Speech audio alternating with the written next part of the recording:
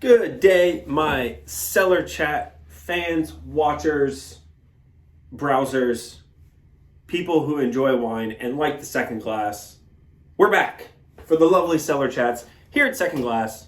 I'm Chris, and this week we are talking about a grape that really just gets ignored. Well, I shouldn't say it gets ignored. It has a bad rap. Let's put it that way. Pinot Gris or Pinot Grigio. Whichever one, it's still the same grape for those who aren't aware of this. Generally speaking, when it's seen as being spelled out as Pinot Gris, we're talking about Alsace in France. Generally, it's spelled that way in Oregon. You find a little bit in Australia. And then you have Pinot Grigio, which is a bit ubiquitous with Italy, even though it's not a indigenous grape variety, and you'll see it as Pinot Grigio pretty much everywhere else in the world that it's grown. California, I think there's a little bit grown in Washington possibly, the New World. Again, you'll see some in Australia labeled either Pinot Gris or Pinot Grigio. At the end of the day, it is the same grape. Pinot Gris, a little not interesting, but a little factoid about Pinot Gris. So it is a mutation of Pinot Noir. So Pinot Noir, Pinot Gris, and Pinot Blanc are all the same grape, and they are mutations. So if you were to take, at least this is how I understand it, from everything I've heard or read, if you were to take seeds from a Pinot Noir or a Pinot Gris or a Pinot Blanc plant and plant them in the ground, you can plant, let's say you plant 10 of them. Not all of them will be the same. So let's say you planted it from a Pinot Blanc grape, and you plant it in the ground. Some of those might be Pinot Noir, some might be Pinot Gris, some might be Pinot Blanc. They all might be one, but you're not guaranteed to get what it is that the seeds came from because genetically they're the same, but there are slight mutations.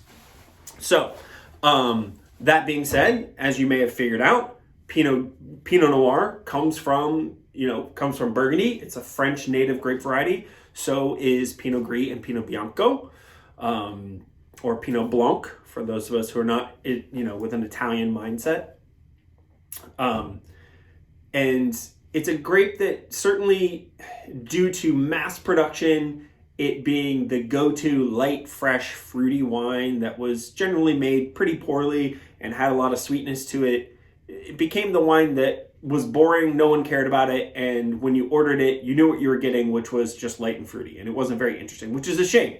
I mean, we're talking about a grape variety in Alsace in France, is one of the only four grapes that can be planted in Grand Cru sites. So you've got Gewürztraminer, Muscat, dry Muscat, generally speaking, Pinot Gris, and Riesling. Those are the only four grapes that can be planted in Grand Cru sites in Alsace. So this is a very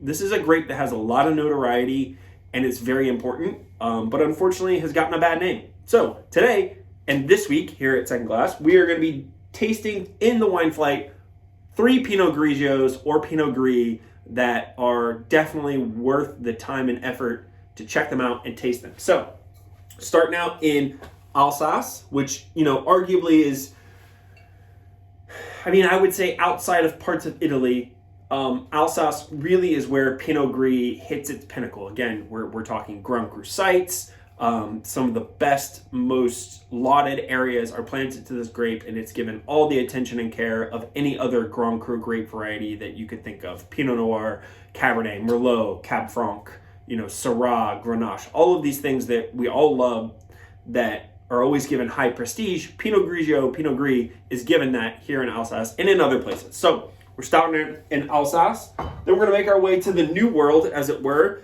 up to Oregon, where Pinot Gris has really made a name for itself as the counterpart to Pinot Noir. Again, same DNA, just mutations. This is Amie. Really excited to get into that. And then we're going to end on, again, a personal favorite. It's Italian. We all knew that was coming. Venica and Venica, their Jesera Pinot Grigio from Collio in Italy, which for me, I think the Friuli, Alto Adige, kind of those two regions, I would say are at the same level, if not very close to the greatness that Pinot Grigio can reach in Alsace. So let's get it rolling. The first wine here is Cave de Turckheim. This is a cooperative based in Alsace. Now, if you've not listened to me talk about cooperatives before, I'll give a little bit of spiel. They're not all bad. Again, here's the label. Lovely. And you can see Pinot Gris, classic, the traditional spelling for Alsace.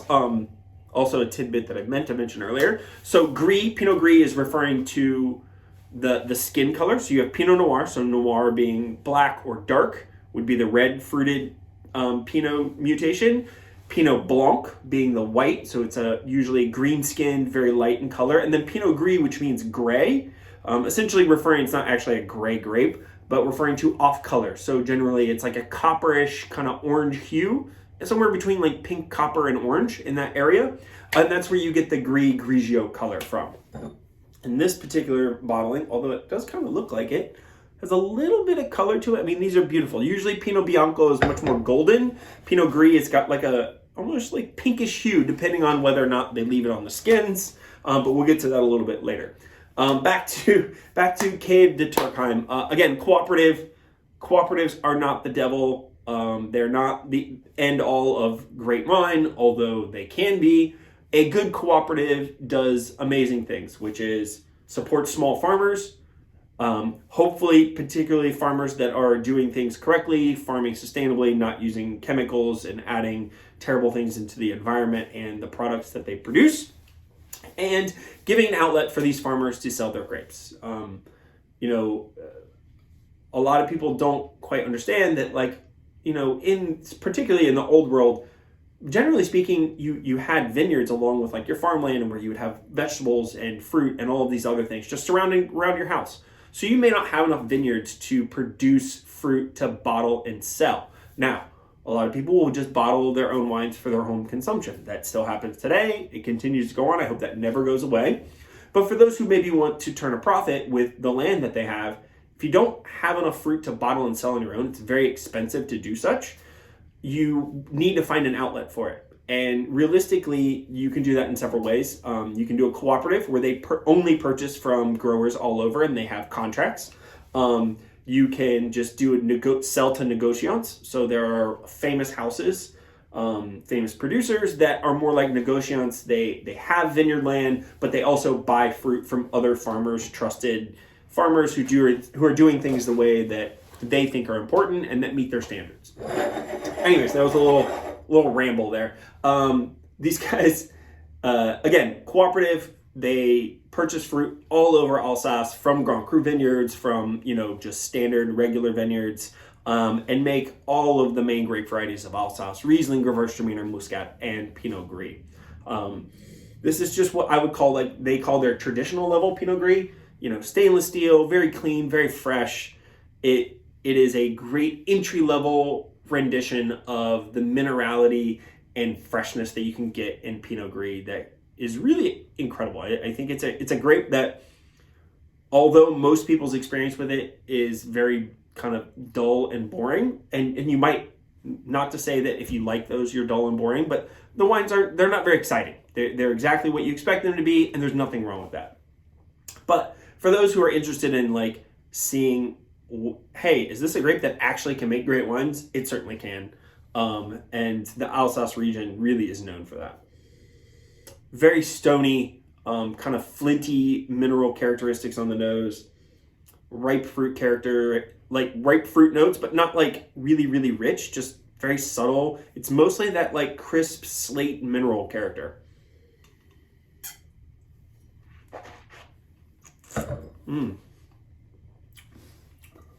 So this wine comes in at about 13% alcohol. It's a 2019, which I think is current release for these guys. So they hold their wine back a little bit longer, if I understand that correctly. It does have a touch of sweet fruit on the palate. So for those who really love Pinot Grigio and are looking at me going, why are you trashing the wine that I love to drink everywhere? There's nothing wrong with an $8 glass of Pinot Grigio. That's my favorite thing. I love that fruitiness. Awesome. I love that. You should love that. Don't listen to me. Well, listen to me, but don't stop loving what you love because I've made it sound like it's not good. I think it's amazing. This is probably going to be the one, if you come in and have the flight, which I hope you do, the one that really stands out for you because it still has that fruitiness. And this is that characteristic that I think people really clung to, and that's what made Pinot Grigio so popular, but it also is what caused the flood in the market of just really bad Pinot Grigio that, was artificially enhanced to make it taste more fruity with essentially fruit that wasn't very well farmed or taken care of. So what you ended up with was not great made wine that had that fruity sense, but it was kind of altered, and, the human hand came in and did some things that maybe it shouldn't be doing, and probably led to a lot of bad hangovers, because any highly manipulated wine is going to do that. This wine, no bad hangovers. Well, unless you don't eat anything or don't drink any water. This is lovely. I had never had this before. I don't drink a lot of Alsatian wine, which is a shame. It's a beautiful place. I've never been there, but it's a beautiful place. Incredible wines, long history. And, we all should probably drink more of that, but I could say that about a lot of things. So, yeah, great way to start. Lively, fresh. I really like this. This is so fun. Again, that is Cab de Turckheim, their Alsace Pinot Gris from 2019. Heading off, New World, Amie 2020 Pinot Gris from their 2 estates. So Pinot Gris has really taken a foothold in Oregon, and it has become, it is often the counterpart to Pinot Noir. So I think we all know, Pinot Noir is the king of Oregon. It's the wine that people go there for. It's what most of the producers are known for, and it does really well there. And then planted alongside that is a lot of times Pinot Gris. Now, if we think about where Pinot Noir comes from, you might think Chardonnay, which it's also planted up there. I personally think that Chardonnay from Oregon is the future. I think that's the best thing that they're making that no one's paying attention to, but that's neither here nor there. Pinot Gris, really in part, I would say King Estate, I think, has probably been at the forefront of making it the white grape that people pay attention to for coming out of Oregon. Obviously, there's other things planted. I'm staring right now at a Willamette Valley Viognier. Tons of things are planted up there. But if you were to ask, somebody who looks at statistics or sales, what's the number one selling white that's coming out of Oregon? It's certainly Pinot Gris. Now, Amie, fairly small estate. They do not produce a lot of wine. Really, kind of quality-centric, focused on amazing stuff. They do this all stainless steel, whole cluster pressed, and then about 15% of it is actually aged in neutral oak barrels, which is not an odd thing to see with Pinot Grigio. In Pinot Gris, you see it in Alsace, particularly in Grand Cru Vineyard. You see it in Italy, the other really famous place for Pinot Grigio. But it's not something that I think most Pinot Gris drinkers experience, which is a Pinot Gris that has seen some oak. And what you get with that, and again, we're talking neutral oak here, not new oak. You don't get oak flavors. What you get is the texture and the body that oak can hand to it, which is that slow oxidation, which adds roundness to the wine. Again, beautiful little color, just very delicate, kind of, we'll call it like white peach in color, translucent. A little more reserved on the nose than the Alsace.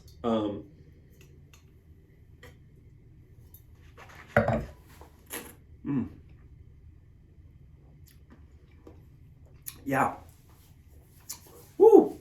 A little more intensity, definitely more mouthfeel. Lots of texture. You can kind of get that percentage spent in oak really kind of flows out on the palate. Where the Alsace, it's very clean, bright, and you get a little bit of that like palate structure, but I think that's really from the ripe fruit and maybe just a little bit of residual sugar, RS. In the Amie, again, mineral, but it's a little more rounded, a little more lingering. You get more kind of orchard and stone fruit characteristics. It is a lovely wine.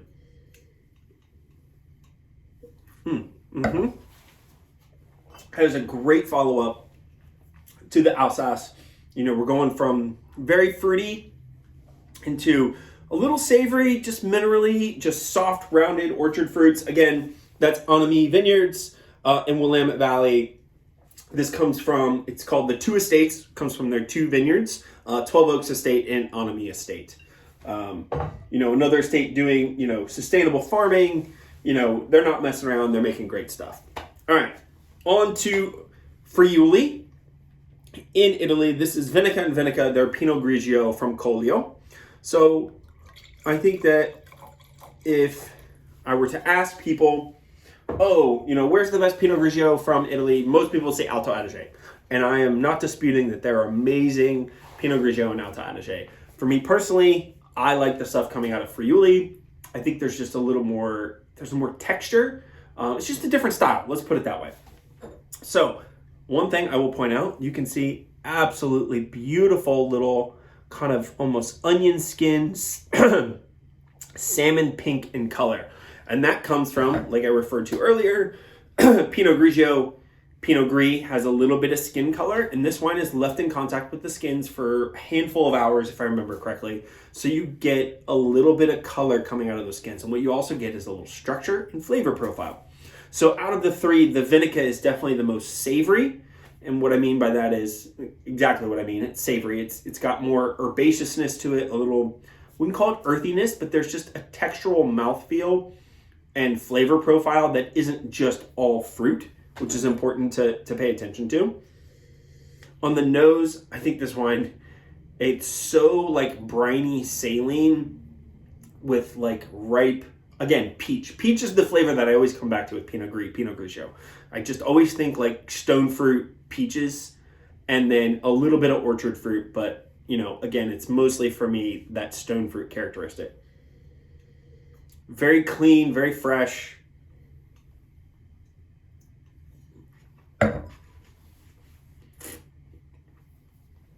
And again,